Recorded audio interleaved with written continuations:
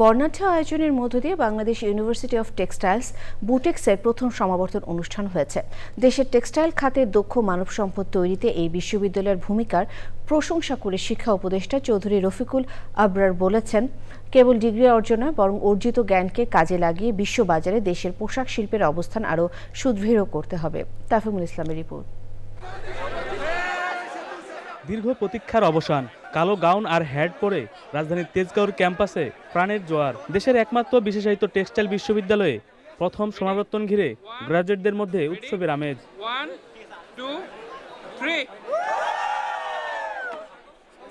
বিশ্ববিদ্যালয়ের খেলার মাঠে সমাবর্তন অনুষ্ঠানে যোগ দেন 4000-এরও বেশি গ্রাজুয়েট।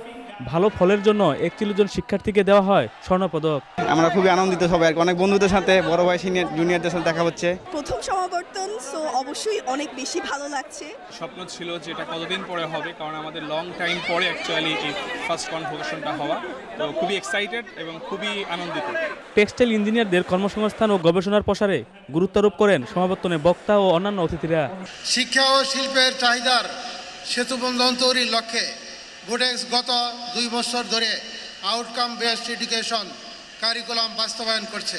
অন্তর্বর্তী সরকারের শিক্ষা উপদেষ্টা বলেন, বিশ্বজুড়ে চতুর্থ শিল্প বিপ্লবের যে চ্যালেঞ্জ, তা মোকাবেলায় নতুন প্রজন্মকে উদ্ভাবনী শক্তি ব্যবহার করতে হবে। এখন সময় এসছে বিশেষায়িত জ্ঞান অর্জন করার, দক্ষতা অর্জন করার।